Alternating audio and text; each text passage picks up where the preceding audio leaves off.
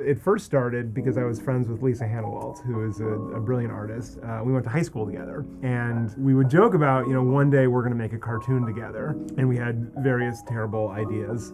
But I always had wanted to work with her on stuff. And then she went to UCLA, and I went to New York for college, but we stayed in touch. And then we kind of switched places. She moved to New York, and then I moved down to LA, and I started pitching shows. So I went to Lisa's blog, and I pulled a bunch of her drawings that she had made, because she'd been drawing these animal people on her own. And I thought, okay, what can I do with these? But at the same time, I had just moved to LA, and I was living in this house up in the Hollywood Hills that was like a friend of a friend of a friend's house. I somehow was paying like $800 a month to live in this glorified closet in a beautiful mansion. And I don't quite know how it was arranged, but I remember the rumors amongst the housemates that it was the third highest elevated house in all of Hollywood, that Johnny Depp had lived there once. There were all sorts of secrets in the houses. And it was on the top of this hill, up this very windy road that I immediately got into a car accident on. And then I didn't have a car, and I was stranded up on this house. And I remember looking out on the deck over all of Hollywood and feeling simultaneously on top of the world and never more isolated and alone. I didn't have any friends. I didn't know anybody. And so that was the beginning of the character for me, the idea of this guy who was living in a house like this, who'd had every opportunity for success, but still couldn't find a way to be happy. So it's kind of that married with Lisa's style is where the show came together. I had a meeting with Michael Eisner early on, who runs Tornante, which is the production company I made the show with. And so I'm like pitching to him, which was, I was like, if this goes no further than this, at least I get to like talk to this guy about it. And he said, does he have to be an actor? Like, could he be like a racehorse or something like that that's washed up? And instead of in Los Angeles, it takes place in Kentucky. And I said, okay, well, that's the whole premise of my show is now different, but I can work with that, right? I'm gonna get that yes. And so I actually pitched out a version where he was a racehorse. And and one of the things I said was he's tired of running in circles, which ended up being a part of the show for Secretariat later. And I kind of had that version. I said, but you know what? I like the Hollywood version better, and here's why. And I had my pitch for that.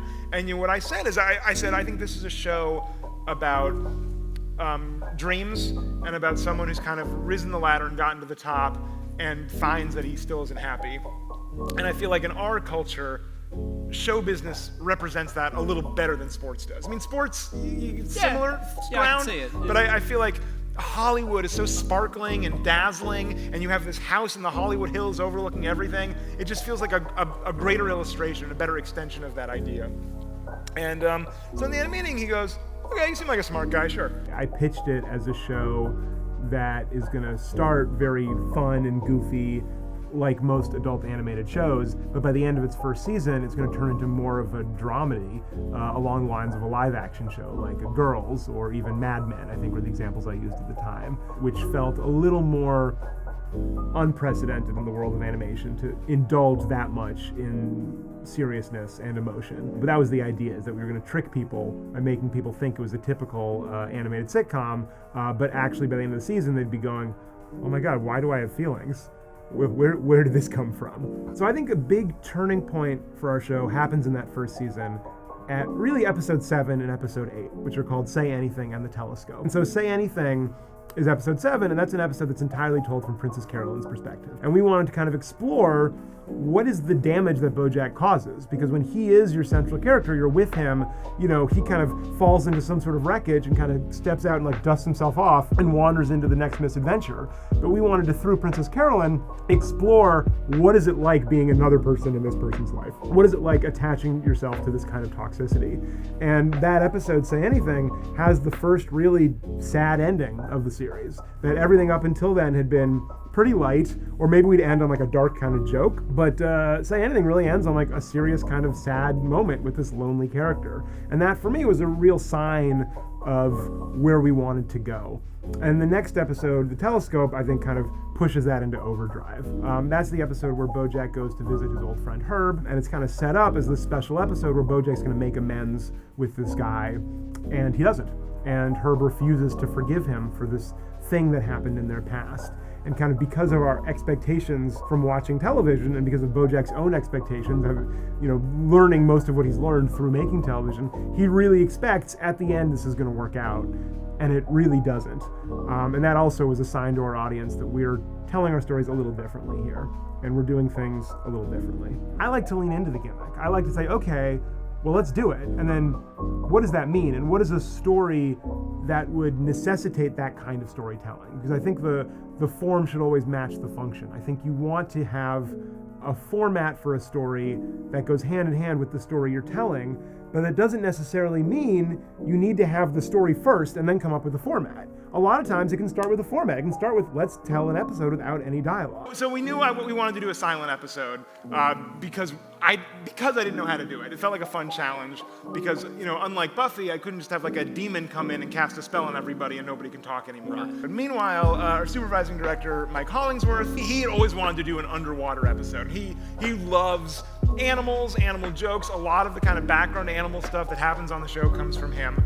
And at the end of season 2, we had a gag. We had a cruise ship, and we had one ladder coming up from the dock, and we had another ladder coming out of the ocean with like fish people going out. So in his mind, like we'd established that there are like fish cities, and so he wants to do an episode there. But I was resistant to that because I was like, none of our characters can breathe underwater. How would they talk to each other? How would you justify them being there? How would they be there?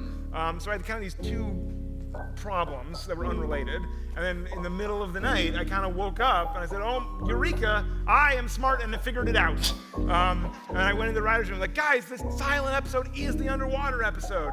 I think they were like, yeah, duh, Joanna said that last week. You need to listen to Joanna. Listen to your writers. I was like, oh wow, okay.